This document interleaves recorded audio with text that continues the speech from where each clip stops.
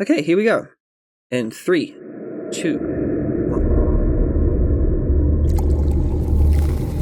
1. Ladies and gentlemen, you are now listening to RPG Maker Code.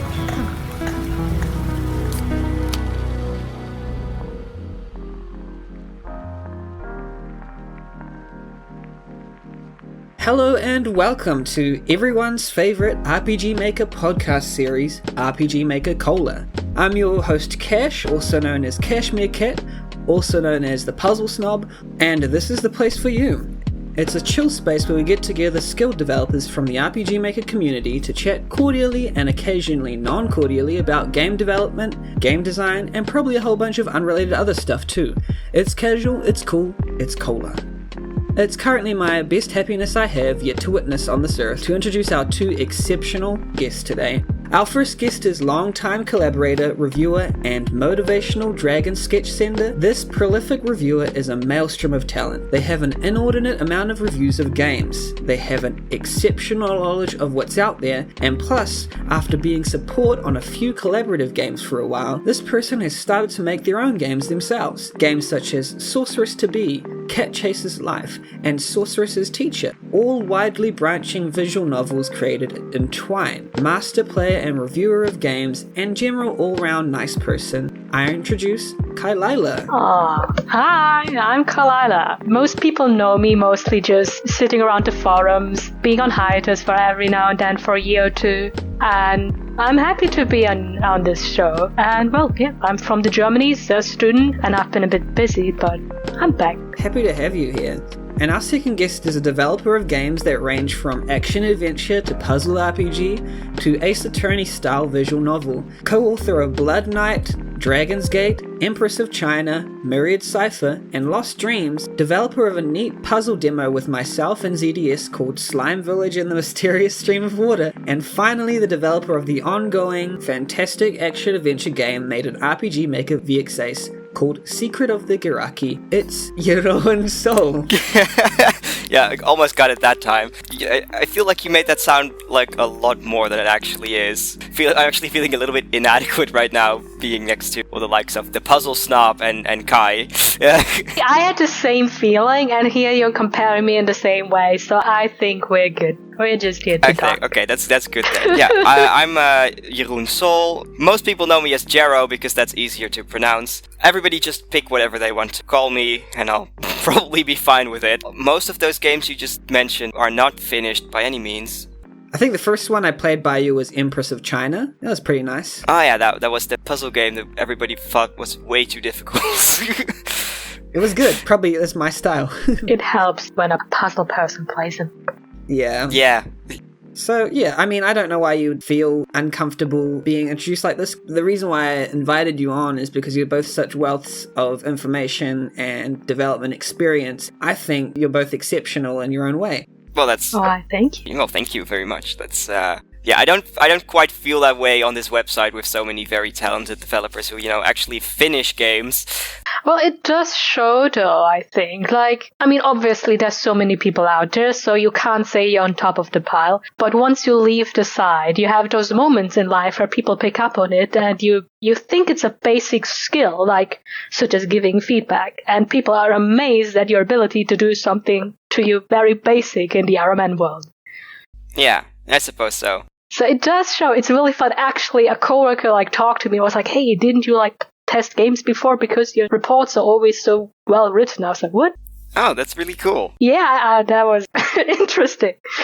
I'm jumping ahead a little bit here, but do you feel like there's some skills that you've learned from making games or playing and reviewing games that translate to real life? I think the biggest one, which is less of a skill and more of a lesson, is just to lower your bar as to what you actually need to achieve to be proud of yourself and just to do something. I think just to value doing something, and even if it's just a demo, even if you just put out something, I think that made me really appreciate it. And it has helped me, at university to actually get the drafts out, then fix it later and get things going without fussing about it. And it has made my workflow better, I think.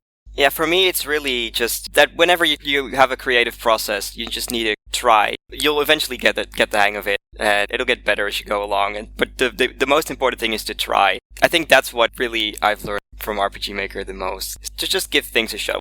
Never give up, hey? Well, I do give up all the time. That's why all my games are unfinished. But I gave it a shot. That's what counts. That's the lesson. Well, I think there's something to be said about you coming back to this game that you have not worked on for a while and actually working on it, which is something that not everyone does. Some of them just lie dormant forever. Yeah. Well, the thing about... Well, that's Garaki that you're talking about right now, I think. Secret of the Garaki is just a game that I don't know. I feel like of my projects, that one has the most potential.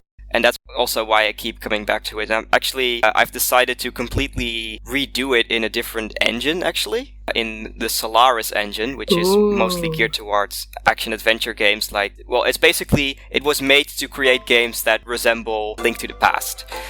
So yes, I've played one made in that engine. Yeah. I'm going to transition to our next segment, which is the Buzz Corner.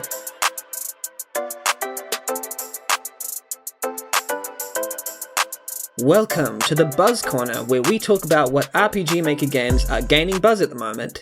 Games that look interesting to us. I'm going to start by mentioning a game called Dandelion. It's a super short 10-minute game that has a palette of 2 colours, orange and black, chosen because the creator, someone called Spoking Spoon, said, "You can draw faster that way." Apparently the game was made 6 years ago but only released recently and has been collecting virtual dust for a while now until the creator decided to release it to the world. I haven't actually played it, but a review by Visitors of Dreams, a developer I trust, gave it a 4.5-star review saying it was short, to the point, and utterly charming, and that any talk of its story will be spoilers, which actually makes me even more intrigued. He said it feels like some long-lost European animated short turned into a cute little 10-minute game, and for me, that's enough for me to check it out. So yeah, visually it looks well polished, and I hope to see more considerable games from this developer. Yeah, I'm checking out the screenshots right now, and it does look very cute. I mean, I love dandelions. I mentioned it just before, but just dandelions. Amazing plants. 100% edible. Love them. Cute short games. I should play that sometime. I haven't yet. For me, Happy, I've been following because it's so charming. And I love the interactivity with it, that, you just have those visual clues and just worlds to explore, and I love that sort of thing. Oh, it's so open world. It's got such a wide open space. That is true. I'm really curious how that'll play out in the end. It reminds me a bit of Yume Nikki as well, the way that it just kind of, not it's not horrible, it's actually the opposite, it's a comforting game, but it's just really wide open spaces and exploration. It really looks beautiful. Yeah, I've been looking at the screenshots and just immediately went, I need to give this game a try, because it looks so cute. Such a bummer that they lost all their progress. But really all of it? Here's hoping. Well, they want to rebuild all of it, which is more than I would do. But in a game like that, I lost quite a bit of progress for Account Mew, and that's why I've stopped progressing with it, because I was I don't know what's the point of continuing. But something like this with Hapoop, it's a dog. It's a pup. It's a happy pup. Yes. It has really inspired me to continue with my game. Also, shout out to Virgo vs. the Zodiac, which should launch end of this year, I believe. It's not been on the buzzing page in forever, and they had a Kickstarter, but it looked really, really good. Also, for SMT-inspired gameplay and Zodiac nerd, good stuff. I loved that demo. I liked the aesthetic, was really nice. And yeah, it had a good story. As for me, it's gotta be Jimmy and the Pulsating Mass, because I've recently played it for the first time. I know it's a little bit older than most of these other buzzing games, but it's probably, actually without a doubt, the best RPG Maker game I've ever played.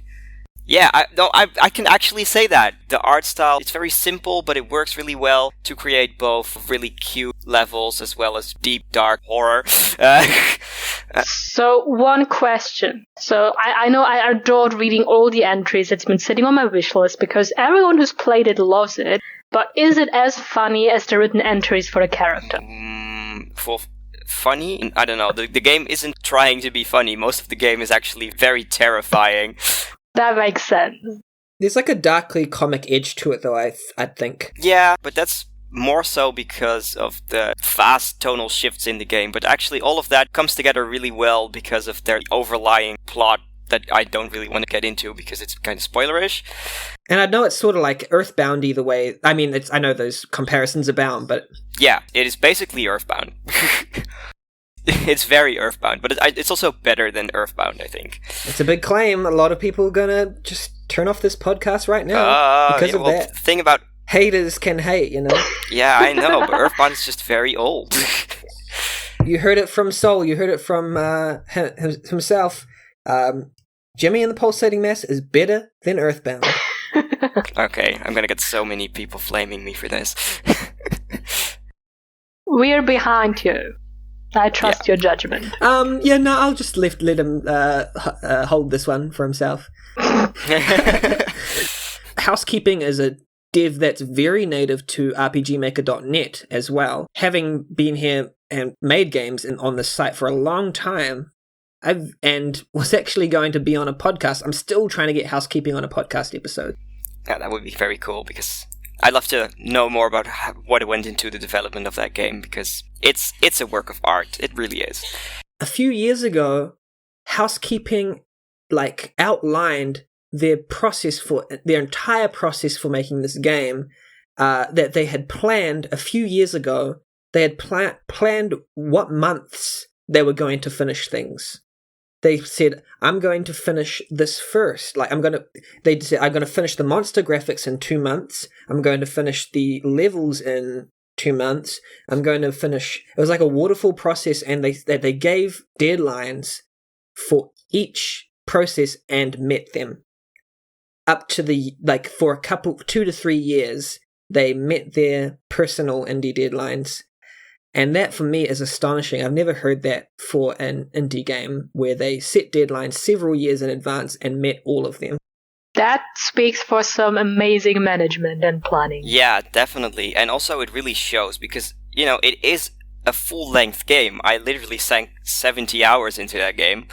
And I think probably you need that kind of management if you want to not burn out on your project and finish such a long game. And I think it really speaks to what an amazing developer housekeeping is, that actually worked. Because I know I wouldn't be able to be so well organized. Yeah, I couldn't plan things like that. I do like deadlines, but that's it. I like deadlines for very short event games because that forces you to actually finish something, which probably is why the only finished games I have are event games. They definitely help with that. It definitely helps a lot, but then it does also limit you in what you are able to do. So making deadlines for yourself 2 years in advance, that's definitely quite a feat. Yeah, you can start with an event game, but then eventually you have to flesh it out, and then you have to have your own self-directing force beyond a deadline. Your own deadlines, which is something that I think 95% of developers haven't been able to do for some reason, but if they can, then they'll be able to finish their games. Our next segment is, we've been playing games. Maybe? I have played a little while ago Return of Obra Dinn. It's a puzzle game developed by Lucas Pope, where you board a ship and you're given a compass that magically is able to see the 3D state of a ship when a person died. So you can just walk around and examine things. From there, you have to use your detective deducing skills to actually figure out what their name was, what their role was, and how they died. Who killed them, with what, etc. It's sort of like a Cluedo type thing. But what starts off as a simple concept just keeps getting built upon more and more. It also, like the game I mentioned on RPG Maker section, it also just contains 2 colors as well. However, it does this magical thing where it's able to emulate full 3D with just these 2 colors. So yeah, it's such a brain teaser. It's on the top 250 on Steam, I think, and it's one of the highest rated. It was on Game of the Year talks, and it probably is Game of the Year of that particular year for me. I really enjoyed Return of Obra Dinn. That sounds really cool. I should give that a shot. For puzzle lovers like yourself, I reckon it will. I will say it's probably not for everyone, because For those who have a really big hatred for puzzles, I would probably say to steer clear. But if you kind of like them, or even if you can tolerate them, then you maybe give this one a try. Yeah, I'd need to look at it first. Me and puzzles have a very complicated relationship. I like the concept of puzzles. Okay, yeah. And I like jigsaw ones. Yeah. I'd hesitate to call those puzzles, but, that's just me. Actually, the game I was bringing was also a puzzle game. Like, I've been playing Baba Is You recently, and most puzzle games I breeze through without much trouble at all. But Baba Is You, it's gotta be the most difficult puzzle game I have ever played. You gotta think out of the box so much because you gotta change, like, you're this little sheep character, right? Most of the time. However, you can change what sprite you're controlling by shoving another word in there because you're updating the rules of the game as you're playing the game to beat all the levels. And it's just... It's so intuitive. It's such a different way of thinking. It's so intuitive and so genius at the same time. Yeah, but my god, some of these levels are difficult. And sometimes you have to think outside the box, and sometimes you have to think you are the box. Yep. Yeah, because Baba is the box. Yeah, the box is you, yeah. Yeah, the box is you, and the wall is you, and I've played the demo, the prototype, and then I really want... What I'm going to do is I'm going to buy the game and then stream it over Discord with a couple of my friends, because I was going to mention with Return of Obra Dinn, if you aren't quite like puzzly type person, try playing it with friends. Like single player puzzle games with friends. I've been playing like The Witness and some other really hard puzzle games with a couple friends. They're a bit easier because you're working together, but it's some of the most like fun multiplayer experiences I've ever had because you're not competing. You're actually working together to figure these puzzles out. And when you actually figure it out, you can all rejoice together. That sounds like a great idea. Yeah, it does. Also, The Witness is such a great game. Oh my god, yeah. That's probably a good contender for my favorite game of all time. That one right there. Yeah. But it, like a lot of others, it's like, it's quite polarizing. It is very polarizing. I've also heard a lot of people be very annoyed at how the developer seems to be a little bit, what's the word here? Condescending is not really it, or arrogant. There's things to be said, and there's a couple of issues, like that one puzzle where you have to wait for an entire hour while you watch the back of a video that's playing on His justification for that was that it was a lecture that you should listen to. Yeah. So because they were like, why do you have to make it so you listen to a whole lecture to solve a puzzle? And he was like, I think everyone should listen to this lecture at least 3 times. I think all of the times that I played The Witness, which like twice, so the 2 times that I did, I've tried to listen to the lecture, gotten like 15 minutes in, and, was kind of interested, but then also I wasn't going to wait another 45 minutes, so I just left the game on, and then when it did something else, came back later, saw that I just missed the timing for for finishing the thing, so I'd have to redo the entire thing over again. Oh no. That sucks. Yeah, well... Good time to do your washing, I guess. Yeah, exactly. But beside that, the entire game is fantastic. Yeah. But yeah, Baba Is You is pretty... I could recommend a whole bunch of those type of puzzle games. There's one called Snakebird. There's, just a bunch of games. I'll message you after, so... Yeah, you do that. But but my favorite game series, it's still kind of puzzle, but not really. It's got to be Ace Attorney. It's okay. Like... I would hesitate to call them puzzle games. Because it got a strong visual novel element to them as well. Exactly. It's a good visual novel with, I guess, puzzle elements. I don't know. Something about that series has always captivated me so much. Anyway, I think that's enough for for right now. Kylaila, what's your game? Games. Like lately, I had a couple of rough weeks in between, so I've been playing more. Like there's stretches where I hadn't played anything. But lately, I actually have played a couple of games. I went back to... I just needed my Monster Hunter fix, so I went back to Monster Hunter 3 Ultimate, which I have. And I'm currently at my fiance's place, and on the Switch I have Generations Ultimate and 3 Houses, which I'm slowly continuing. It's like Pokemon on steroids. I don't know. That's like I describe a lot of like the SMT main series games as Pokemon on steroids because you can like fuse and collect them all. I don't know. Monster Hunter.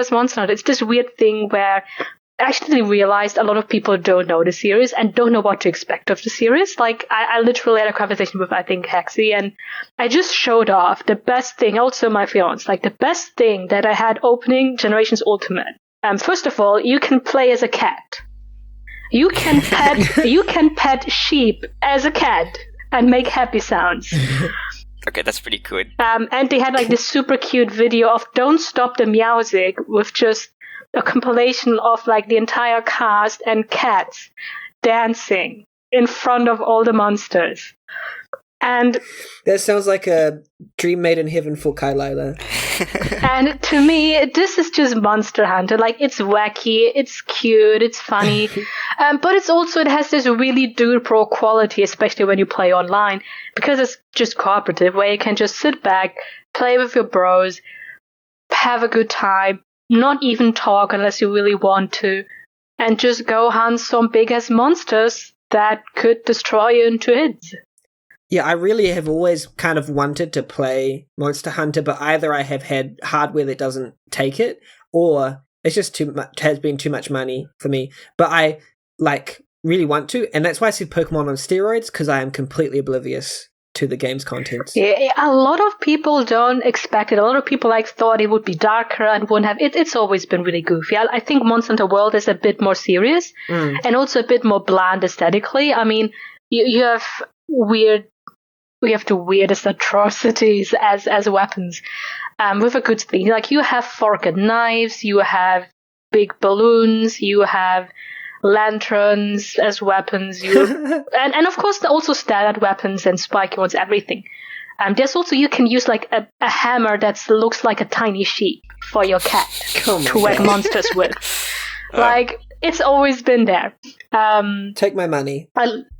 Exactly, and what also my friends was surprised, it's like they have free DLC, they have starter packs, they have tons of missions, and really it's it does have a hefty asking price, but that's really it. And you have like hundreds and hundreds of hours of gameplay in there, and you could still go for more if you wanted to. Like, you can take one weapon, and if you choose another, it's kind of a different game.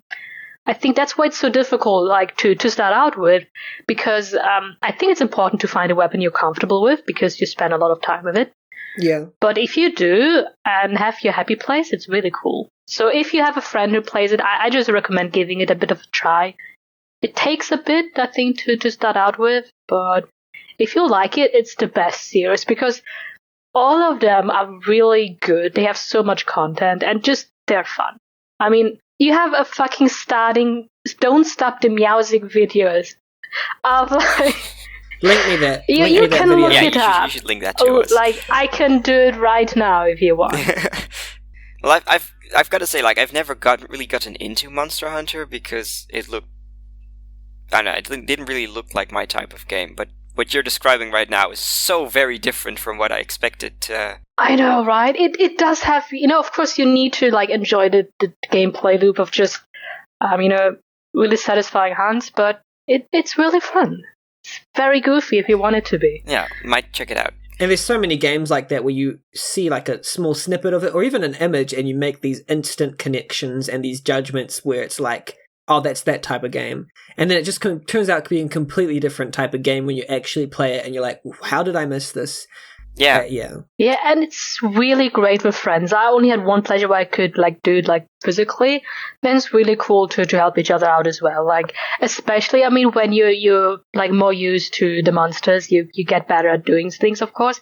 But, especially starting out where really every potion counts, it's really fun to help each other out. And I remember like all those clutch like missions where sometimes we had like 5 seconds left to kill the thing, and you managed it somehow.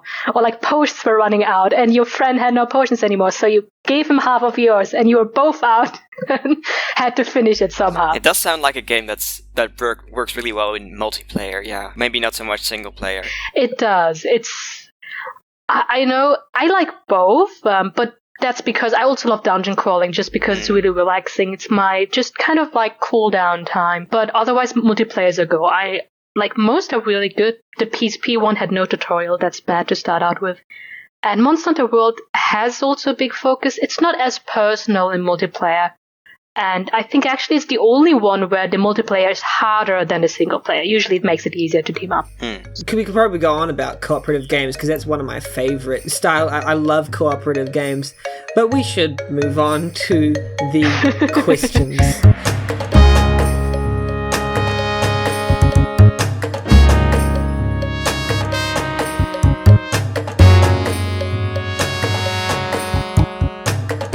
Questions. RPGmaker.net asks questions we probably don't know the answers to, but we'll try. This is our segment where we answer questions from the site. Piano asks, what is your favorite project or review or anything on the site that you've completed? Why? And then what project disappointed you the most and why? That's the favorite project I've completed. Well, there's not very many of those. They're all event games. I think my favorite of those event games is probably the one for the 9th birthday, which it's been a while, but that was like a really fun challenge to create a really tiny game in 3 hours, and I actually planned that out ahead because, only 3 hours, and there was all these 3x3 challenges, like 3x3 maps, free battles, free items, free weapons, free armors, and it was just... You had to limit yourself a lot, but that gave you a lot of potential as well. And I made this tiny little game where you had to play rock, paper, scissors with a couple of people. And it was so fun that actually worked out. And I was actually able to finish that in only 3 hours. So I think that's my favorite project that I've completed because I have no big other projects that I've completed. As for the project I'm most disappointed in, I think it's going to be Lost Dreams. Everybody has that big project that they start on that they never finish because it's way too ambitious. And that's what Lost Dreams is to me. You lost those dreams. I lost those dreams. Actually, I think it was this year even, I googled Lost Dreams to see if the name had been used. And now there's this little amateur band that's called Lost Dreams, I think. It was obviously founded long after I started development on that game because it's been years and years ago. Yeah, there's 4 other developers on Lost Dreams, including Bart's Soul. Oh yeah, that's my brother, yeah. He did a little bit of art on that. And then there was this composer as well. He did a couple of tunes for it, and they actually... are pretty good. Actually, probably the reason I'm most disappointed in that project is because I never got to finish the game that he composed those great tunes for. I'm a little bit disappointed in myself because of that. But then it was a very ambitious project, and I never should have, I think I was said yes. Well, he should have never said yes to my crazy 15-year-old brain thinking that I could finish a game like that. But there's a download, which means something. 2 reviews. Yeah, there was a demo. Looking back at it, it's so, you've got the basic self-inserts that you do when you're 15. It's a product of its time, basically. And it's not something I could pick back up. Whereas Secret of the Garaki has much more potential, and that's also the reason why I keep coming back to it after, It has an older self-insert. Yeah. Secret of the Garaki, it doesn't really have self-insert, which helps. Oh, good. We're probably going to talk about that game in more detail later. Yeah. So maybe I should wrap it up here. But that is actually a project that I am much more excited about and keep coming back to. So I like to keep it for categories. I know there's a couple of reviews I really like because I thought they were particularly well made. But I always love writing reviews for visual novels because there's so much to talk about, just story-wise. I know my favorite projects have to be, though, the interruption games, because it was such a crazy experience. Basically, I just kind of jumped on board out of spite because I thought it was fun. And it was like, hey, I was well known at the time, and maybe still am. So it's like, I could probably, they know me well enough that they would actually let me into their group if I asked. Could I get badges for that? It was kind of a non-question. Like, obviously the answer is going to be no. If I'm not doing anything, why should I get it? So it's like, but what if I do it? And I'm so convincing a cheerleader that I weren't getting a badge. Yeah. That was the entire process. That was me jumping on it and actually devoting like so much time on it, and it was hilarious because you had like piano going on the forums and writing Liberty, look, she's updating the graphics, she's doing work. It was hilarious. And it was also really, really sweet because I knew I was well known. I was kind of cheesing it. But at the same time, I didn't feel I was like really contributing. I didn't feel like myself as a real creator that I even had the capacity to do it. And I didn't have the engine. So I did feel like a lot of baggage. And it was actually the team members themselves who came out and say like, hey, this is fine. Yeah. And that was really sweet. Like I felt like part of the team, especially towards the end, especially for the 2 games that made it, one of which won. And Louis Shu, and I still have a lot of respect for them to this day. And, I still like wrote Louis Shu every now and then. Gretch, I haven't talked with in a while, but it's really fun. Like, I love those memories. And I still have the badge, an extra badge. Yeah, Kep asks, how are you so productive? And what productivity tips do you have for the rest of us? Well, am I productive? I don't know. Well, most of my productivity doesn't go into game making. It actually goes into my theater. Mafia. Oh, theater too. Productivity hacks, people. But I will say you do devote a lot of attention, care, and planning to your Mafia setup. Oh, yeah. Well, in those cases, it's because I think that's the same with theater as well, is you are directly creating something for people, which really helps my motivation. Because if I'm just doing it for myself, which game making tends to be, because, people are going to see it, you gotta do it for yourself, because if you're only doing it for other people, then you're gonna be miserable and gonna invest a lot of hours into making yourself unhappy. So it's better for game making to do it for yourself. But for these other projects that you can do for other people, I find that to be a very motivating factor. So I don't think it's very comparable to game making. Isn't generally doing it for others kind of thing. Yeah, but that helps for me. In theater, it's not so much for others as with others. That also really helps. With others. Yeah, it's like setting the stage. So that helps motivate you. Yeah, that really helps motivate me, is to have it be a team thing. If I'm just doing it for myself, I tend to go, okay, why am I doing this for myself? It could be doing something else as well. But if you're in a team, you feel like you have to live up to the expectations other people have for you. But also, it's just, you're creating something together, and to have that project actually be something in the end, mostly talking about theater right now, that's just the best feeling in the world, because you get to share in the emotions and in the great feeling that you have when you finish something, the depression afterwards because it's done and you have nothing to do. Just having all of that be something that you can do together, that's really what helps motivate me. Kylaila, I'm going to brag on someone today. You've played many RPG Maker games, and on this site you've written a great amount of reviews. 187 reviews, to be exact. You've written the second highest amount of reviews on RPGmaker.net. Wow. How do you do that? Like, why do you review games, and how do you be so productive in doing that? First of all, it's the same reason I'm not doing them right now. Well, though you do burn out a little bit just in playing all kinds of games and you get more selective. But first of all, can I just like a tiny short or two of project that I was unhappy about, like that it didn't finish? Because I was going for a team project with Bike Pharma and Katana Hiroshi, and it would have been just a tiny thing. And even though there's no reason to really go back to it, but it's just a bummer because I really would have loved to work on it, and I think the two felt the same. But Bike Farm was kind of like just chugging it alone, and we had absolutely no time. So that just was not going to make it. But as for the productivity, I like being productive in some way. That's simply all it is. And if I have a lot of free time on my hand, I just like to devote my time to partly something that is useful, which is also why I absolutely adore semester breaks. I adore my free time, because after a while I get into the zone where I still enjoy myself. I do good things, and I exercise and I work and study. Like, actually, I'm getting there right now, and semester starts next week. It's a bit of a bummer, where I enjoy actually studying by myself. And at the time I had MCS, I couldn't really go out so much. I was on break. I had to drop out of university because of it, though a professor gave me a lead to how I might heal myself.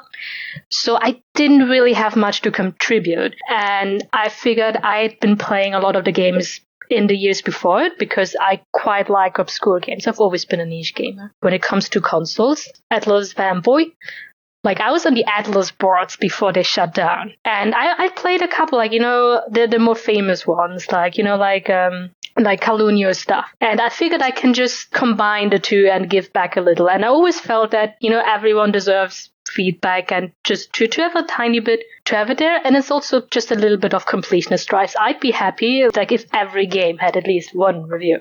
That'd be cool. So I just combined all of it and just made it just a thing. Like, I honestly, it was just a way to feel part of a community and have something to do, like kind of like having a job in World Walker or something. It's a similar thing, and it sounds sadder than it is, but it was good to have like a sense of purpose for myself and something I contribute to others and also hone my skills, because I also knew that at the time I wasn't sure if I could ever work in a normal office environment.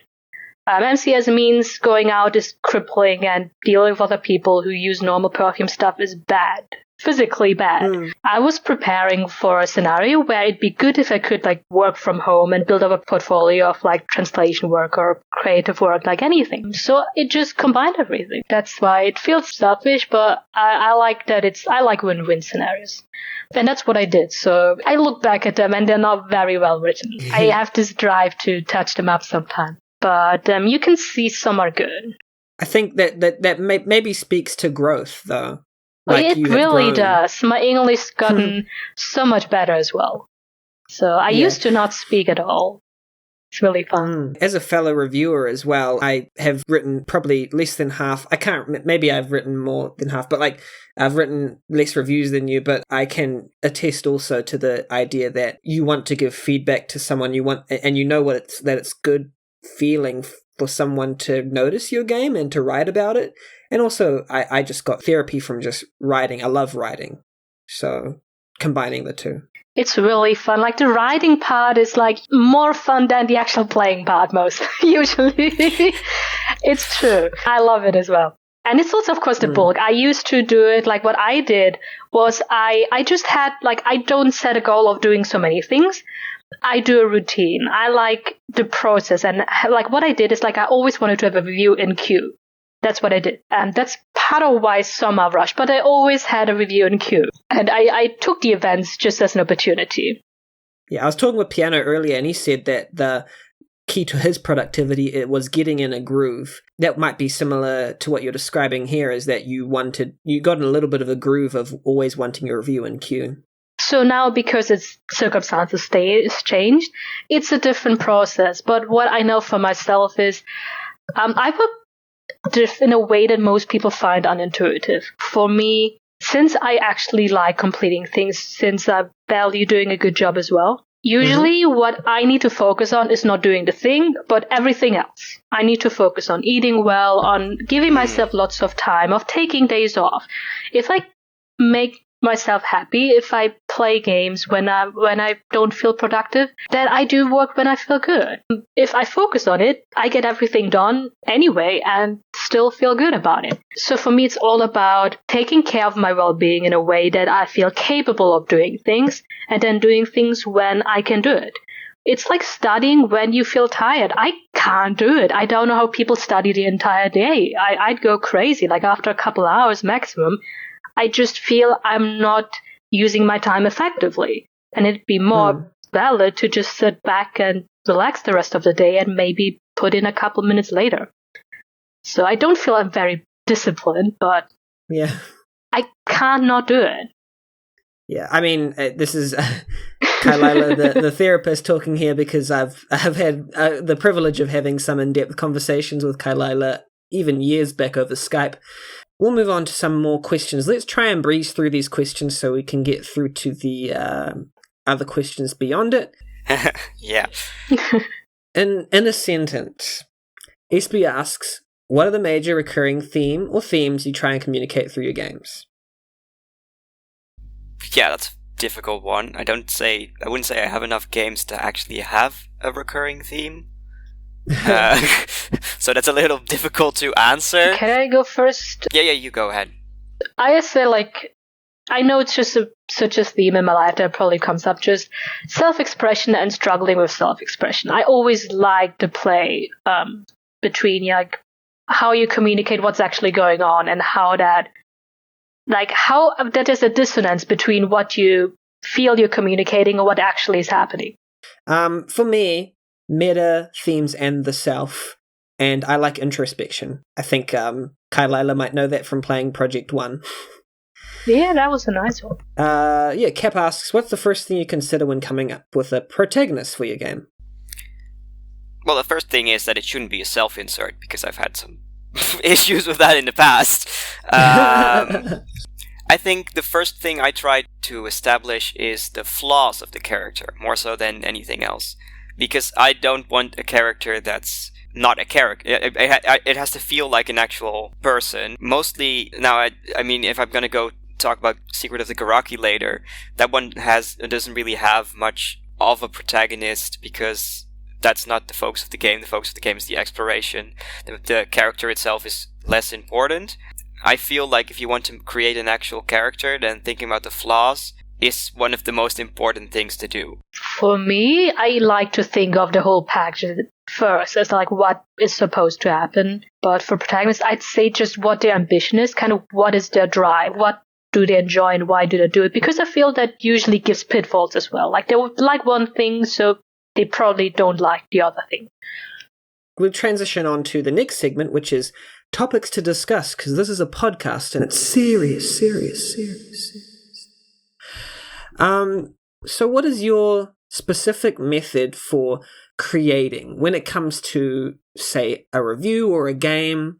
How do you go about doing that? Do you want to start from the beginning? You've got an empty slate. You've got a project. You might have a project file open or a piece of paper.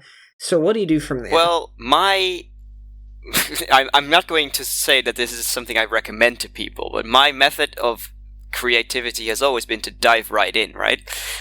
I do that in game making, in theater, in basically everything, which means I'll probably immediately start thinking of, well, obviously the gameplay, but also basically the first map. I'm going to work very sequentially most of the time. I'm not saying that that's a good thing. I'm saying that's what I do. And just create things as they are needed instead of planning it out, which is probably why I never finish anything. But probably makes for a fun, intuitive process. That's actually how I did like the first writing thing. I just started and at some point slapped the finish label on it and said it's done. Yeah. I know. Genius. That's funny because I was just talking to Piano and Ozzy the One, and they both said they write directly into the editor and they have a very little idea of what the story is going to be like. Even they don't know names as they write into the editor. So, yeah. Like, I don't care much about names. Those probably come last. Right. But I was just surprised at how much they didn't plan. They just went straight into it and just started writing dialogue. And yeah, they don't even know what the names are. I think it helps just for the formatting because, I mean, if you just have a text file, it's harder to imagine the formatting. I mean, I had to, like, for the one failed project, I write, like, some dialogue and I just imagined the format. So that was fun, but it'd be more intuitive if you had the box right there. I mean, that's also for Trine. I just write it in Trine, but you have blurbs, and I always add like random dump notes boxes, like things I could add if I ever feel like it boxes. Boxes that most of the time can happily be ignored, but if I do want to add more, I have more, basically. And it always depends on how inspired you are as well. Like for the first one, I had ideas, so I just did stuff that was done. Later on, I just did a rough map like that. Like the teacher was an event game, so I just came up with silly endings, and some I was like, I don't care. I was absolutely not inspired. Okay. So I just had some endings that I wanted to go to and did that. The end. I like notes. Like, what in your mind, both of you, constitutes good game design? Like, how do you design games good, or how do you make games fun? What's the balance? For me, good game design is exactly the opposite of what I do, so there's probably a lesson to learn in that for me. For me, good game design is just when everything comes together. Like, that everything, like, it's very, that there's a very clear aesthetic choice for everything. Because I jump right in and don't plan ahead, that's not something I do, so maybe I should think about that. Oh, what you're saying is like the cohesion of the concept is one of the things that makes good game design? That's definitely it. Because if your music doesn't fit your art or stuff like that, then the game immediately starts to fall apart. What's your idea of good game design, Kylaila? It goes in a similar direction where I love seeing a holistic vision of what the game is supposed to be. Yeah. I mean, it's stuff like Okami, which is just one of the most wonderful games. It's just glorious from start to finish. And the DS one destroyed everything. But I really liked it. I mean, you could say it was a very simple gameplay, but I just those little touches, like the first time you're on a big plane and you just run around and you have those flowers appear behind you. I love that. I love it. Just freedom. And it was like a storybook. And I really went with it. And it's really fun because like most of these are actually like Japanese stories, like the Sparrow's Inn and, like the Underwater Palace and the Time Box, all those things. They just collected all those stories and set like in a mythical kind of storybook Japan, made it super colorful, brush techniques, and so the magic was kind of godly magic. It all was thematically intact. It was audio visually, it was awesome. But they also had like a really solid gameplay loop of just whacking things, talking to people, and having like, segmented passages. I thought you said just whacking things. Yes. Oh, it is. You just go, Okami, whack simulator. I've yet to play it, but I definitely should because I know it. It's just fun. I've heard only good things about it. It's like a definition of cohesive. It's brilliant. I do like it when they have a purpose, though, or like just some driven. Yeah. I mean, Okami was more of a storybook thing, and I'm happy with that too. But I also love like, just games like Shadow of the Colossus, who really focus on what they're trying to do. Oh, yeah. And that's like a really, I mean, it's such a classic. But then at the same time, I love dungeon crawlers. I just talked earlier about how I love Monster Hunter. I mean, gameplay is at the end where it's at. If you combine it with atmosphere, you win. Like those footsteps and rustling sound in Atrian Odyssey and the dungeon crawler. Good footstep sounds, please. Yeah, the thing about those like good dungeon crawlers and like Shadow of the Colossus is their gameplay decisions support the concept of their game.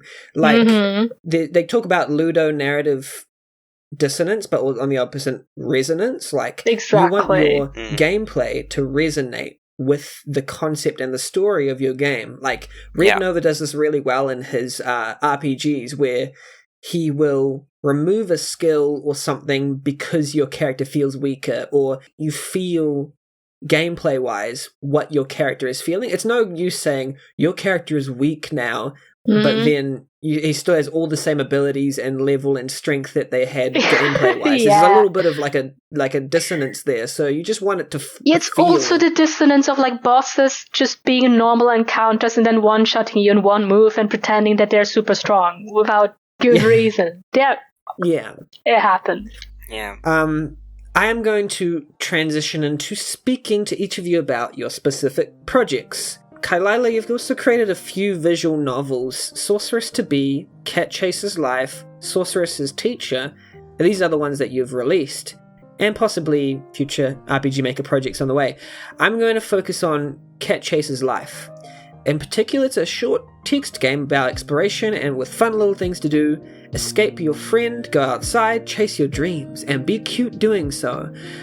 It can be completed in about 15 minutes. It has cat shenanigans, grooming, warm cuddly feelings, poor attempts at poetry. Well, this is Kylaila talking about themselves in this way, but I don't think it's poor. Lots of text and multiple endings. I played and really loved the atmosphere of this game. I really thought that the gameplay supported the story. What inspired you to create Cat Chaser's Life? And what type of experience were you trying to create? That was, that's a good question because it just demonstrates how I work creatively. Because again, I don't feel I used to not feel creative at all, which everyone will tell me is crazy because I do lots of things.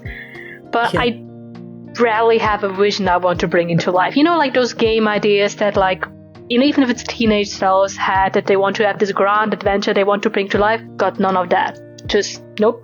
I think it's kind of like indicative because you didn't really jump straight into game making, really. Yeah, you kind of eased into it. It's I think also why I love poetry so much, because it's more about a snapshot of a moment. It's more of a diary. Like, I love writing poetry for myself. Also to just capture an emotion. It's also like I actually wrote one, like kind of a love one as well, just in a moment where I couldn't tell the person that, just so I'm able to capture that for later. And I love focusing on an emotion, on a picture, on a feeling much more than a big grand story of impending doom and world destruction. I don't care about world destruction. I care more about friends breaking apart. Like, I don't want to talk about, like, how science broke down and all those plot twists and then intrigue and politics. I don't care. It's not your jam. Yeah, I like, it's cool for those who like it. I mean, that's also why Black Rock Shooter is my absolute favorite anime for everything. And my sister watched it with me once and she was like, there's nothing happening. Nope. It's just not on a world destruction scale. What about a branching visual novel was appealing to you, and what unique difficulties did you encounter? So to end that thought, like, I love making things work. If you give me an idea of a story, I'll tell you 3 ways to make it happen. I'll be happily joined in making it happen. I love jumping on any opportunity, even if I rarely have one. And that's why I loved having that game. And it was literally just looking at that picture, looking how cute and loving it is, and saying, I want to capture just that essence, like that feeling of it, just that vibe. Because the game was based on a picture, just to clarify. Exactly. So that made it really easy for me. Right. And about the branching visual novel stuff, what's appealing about that to you? And what unique kind of difficulties did you encounter trying to make a non-linear story? I think it helps because you don't have to make it linear. I mean, a lot of the brain jumps are very non-linear. If you just associate different things with one another, I feel like text, I mean, it's more a text adventure. There's nothing visual in it other than the text. It helps to reflect that and just kind of let the mind wander and explore different options. It's just like going with mundane things and seeing what they do. And I like that. For me, I feel that's actually easier than trying to create a big overarching story, because I feel I need to like create like something important in it, like bigger things happening, something building up or not. And when it's not linear, it's more like the stuff popping up in a way is already interesting enough, for better or worse. Each ending is like equally valid? Is that what you're saying? Like each branch, so you don't have to worry about one big ending. You're like, well, you can just explore my world. Exactly. And it's also why I don't want it to feel like one ending is like the true ending or the real ending, because it's just exploring options, and I quite like doing that. So it feels intuitive to me. I'm going to transition through to Jeroen Soul's game. Almost got it that time. Secret of the Giraki. Giraki? Yes. Giraki. Secret of the Giraki is an action-adventure game that draws heavy inspiration from both La Mulana, which I have played, and the Legend of Zelda series, which I have also played, intended to feature both difficult puzzles and combat. Apparently, the current release is about 33% complete, although that may have changed. There's a playable alpha that's playable until the game's second boss, and in its current form, the game focuses heavily on gameplay, and Jeroen Soul has been chipping away at the story in future alpha versions. So, how much of that is true? I guess, what inspired you to create Secret of the Giraki, and what type of experience were you intending to create?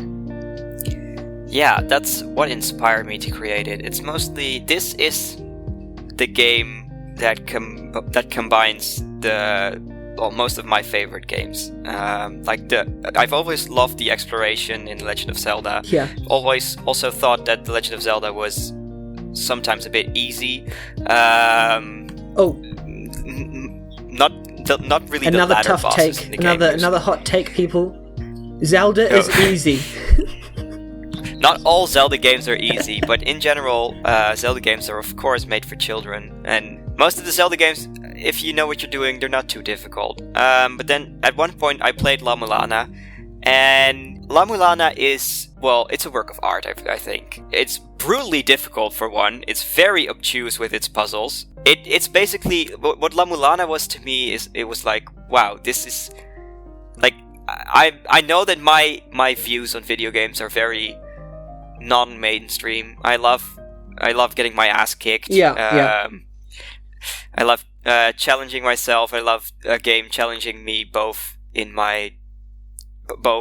puzzles and in combat. Well, there's a resurgence of games like that, like Dark Souls and stuff. Were you trying to create a nice difficult experience? Yeah, I guess? like I was going for that, though my views have changed a bit since I started work on it, and right. I've actually been thinking about adding more difficulty, so the game is more playable for more people. Being nice to people, yeah. Being nice to people is important sometimes, but I also like just challenging things. And it's good to hurt them too, you know. I'm a really big fan of puzzles, so I love to make very difficult puzzles, as in puzzles that do give you the minimum required information to solve them, but then nothing else, basically. Yeah. Actually, one thing that I've not mentioned, but that also went into, the creation of this game, is what I loved about The Witness as well, because I played that right around the start of developing this game as well, and what I loved about The Witness is the way it doesn't use any dialogue, but still is able to give you a tutorial on how the game works and ease you into the puzzles that it presents you, and gets you comfortable and knowledgeable about all the logic in the game without ever saying any words to you. Yeah, and just layer the rules on top of each other, right? Yeah, exactly.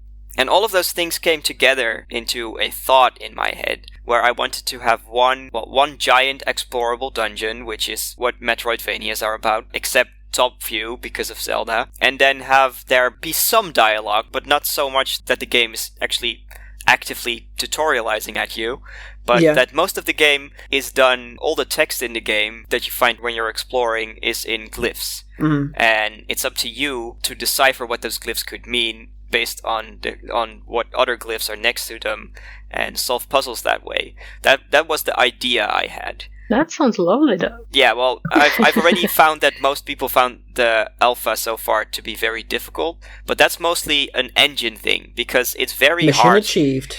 Yeah, but it's difficult for the wrong reasons, and that's why. That's why I've been thinking about, actually, not only thinking, I've been porting it over to the Solaris engine. It's just very difficult to create an action adventure in RPG Maker, because you're stuck to the grid system. Well, there are scripts that get rid of the grid system, but I don't know. They're very baked in. They're kind of like, they got config that's like, you have to like do a lot of workarounds to actually get working in a way that's like fluid. Exactly, and you're also just stuck to that 32 by 32 grid system. If not in movement, then definitely in tiles. It's just a bit too big for my taste, because I also wanted to go for a very simple look, almost 8-bit, because for one, it would make it easier for myself to create all the assets and make one cohesive whole that I was talking about before, because if you just limit yourself in the amount of pixels you can use, then it becomes so much easier to make the thing look good. Why 8x8? Why not just like 2x2, you know? 2x2 tiles. Yeah, 2x2 tiles. Yeah. I mean, that's even more limited. Like, it still has to be functional, right? You still have to, but I think my character is 16 by 16, I think. Okay. Which before when it was still in RPG Maker, I used all these 2x2 pixels, right? Yeah. So everything was 32 by 32, but then it was a grid of 16 2x2. I understand. You just like expanded it by double. Yeah, exactly. But now that I've ported it over to the Solaris engine, I've already found that to be so much easier, because there's a lot of... It's really geared towards Link to the Past-like games, which this is. It doesn't play like Link to the Past because it's a Metroidvania, not a Zelda game, but it is still an action-adventure. I don't know. For me, what makes me so passionate about this project that I keep coming back to it is just the fact that it combines my favorite types of games. So, like, if it is the game that I would create if I were to create a game, if that makes any sense.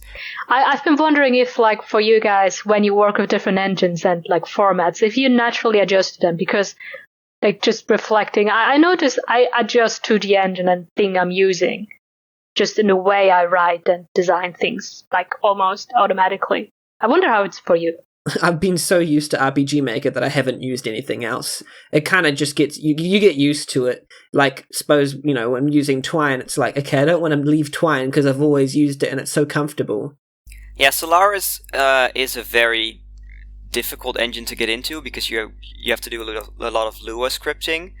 And for me, it still does have a grid while creating maps, which is 8x8, but you get into that very easily, because as long as something is more refined than the thing you've been using so far, I think it's easy to get into, because you feel like you have more options. But also, I have yet to figure out all the Lua scripting, and it's massively more complicated than RPG Maker, so I haven't actually really gotten that much into it yet. Like, I've created a couple of maps to test out the engine, and found that it works so much better than RPG Maker.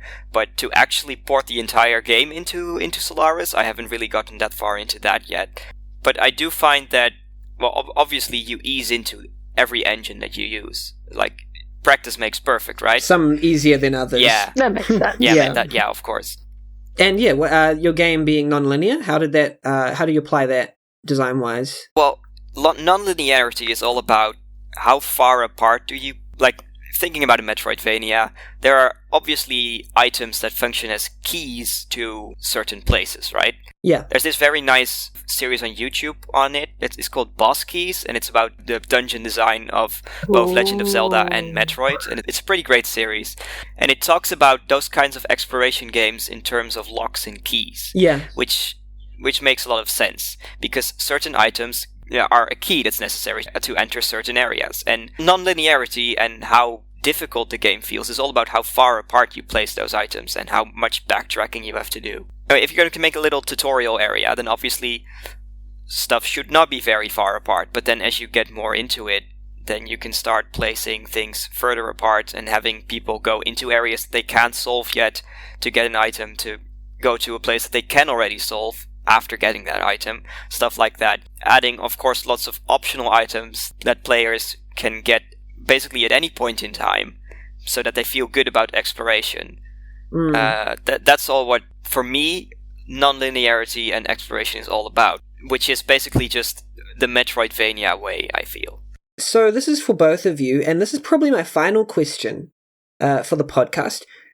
It's probably like two questions in one. What did making these games teach you, if anything? And then what are your plans for where you're going to take your projects? I think for me, especially Secret of the Garaki has taught me that yes, planning is indeed important, and I should probably do it more often, because especially a non-linear game, it needs to keep feeling cohesive, right? Yeah. Which means I've actually, on Secret of the Garaki, I've done probably more planning than I've done on any other project of mine. And that's probably also why it's still alive and the other projects aren't. Like, I already have like this map of what the entire game is going to be like, because it's one dungeon, so that helps you. I haven't fully planned out individual rooms yet, but the overall structure I've planned from the very beginning. And that really helps, because I think I've drifted from the question a bit, but that doesn't really matter. I still want to talk about what are your plans? Yeah. Yeah, well, what are my plans? Because I've planned it out from the beginning, there's also a very definitive scope of how big everything is going to be, which means that I'm not going to fall into the pitfall of wanting to add more and more and more until, you burn out and never finish it. Yeah. But like, the very fact that I have something to work towards is probably why it's still alive, and that's why I still have plans at all for this project. So what it has taught me is really that yes, planning is important if you want to finish your games, and it can also really help with everything feeling cohesive. Planning is good. I should do it more often. Other people should also do it more often. Planning good. Yes, that's the lesson. That's the takeaway. Yeah, I think it's not just about planning or not, but like finding your style, I think really helps. Yeah. Yeah. Like, for this type of game in particular, I think it's important to realize that Jeroen... You're drifting again. You were closer the first time. Jeroen. Jeroen. Yeah. Had evaluated what was best for this game, and then realized planning was needed in this type of game in particular to kind of execute it in the way that he wanted to support his vision. Yeah, that sounds about right. Yeah. Kylaila, what did writing Cat Chaser's Life teach you, and what plans do you have in the future for your projects? Well, I think it just mostly taught me about just my creative process, because as I mentioned, I used to think I didn't really have any stories to tell, and that's not quite true. I just approach it differently, I suppose. And I think the biggest lesson was just I could do something even when I had no idea starting out. I just kind of tried something and went from there and made it work. And I quite liked that. I think that's some of the beauty of indie game development and what it's kind of brought us to. It's got that DIY element of you don't need a massive team. These tools have enabled us to just create games with one person in their room with nothing, no money, just all they've got is time and some kind of vision, and all they have to do is just pick up a computer and go. Yeah. And just try something. Just try something. And you can do it. Yeah, and it's so nice to know that you can actually do it, that you can just whip up a game like that in a few weeks' time.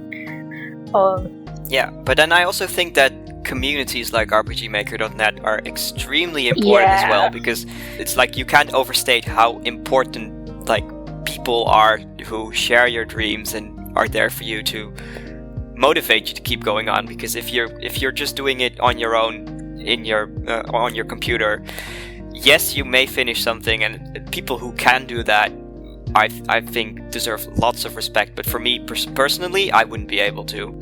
Just having people you can talk to about your process and, keep motivating you to keep going on, that's for me very important. I think that's very important for lots of other people as well. Yeah, it's one of those things like the reason why I make games is people. Quite simply put, I make games for people. Because if there were no people, I probably wouldn't make games. I want people to experience my games and enjoy them. And if I'm amongst people, I'm getting that feedback and people are playing my game in this community. And it's why making games is fulfilling for me. Yeah, I can see that. I know I'm not as much type. I mean, I literally wrote that one game without any plans of ever showing it or releasing it, and I just figured, why not? I have the account, why not? Yeah, but I do love the opportunity to just get inspired and just jump on things like that one mock event really prompted me to get into pixel art, which is still weird because I'm a lefty and I didn't have a tablet, so I had to do it with my right hand on the mouse. That was, but it taught me a lot about color design. I feel like every event teaches you just a bit and lets you dive deeper. For the cat game, I was kind of scared off by all variables and just any deeper coding. I mean, trying is super easy, but you can do more if you wanted to. And it was just nice to just slowly introduce more and tiptoe your way into it, to keep track of endings and have stuff display when you have met certain conditions, like the usual thing. So that was nice. Yeah, we're going to finish here. Thank you so much for just talking. It's just actually been a pleasure just to chat with you both. I'm just going to give a section here just to advertise anything you have, your social channel, how people can contact you. Yeah, I am Jeroen Sol, Jeroen_Sol. People know me as Jeroen. You can probably find me on Discord, or you can send me a PM on rpgmaker.net if you want to contact me. I do have a YouTube channel, but I don't really use it, so no point in advertising that one.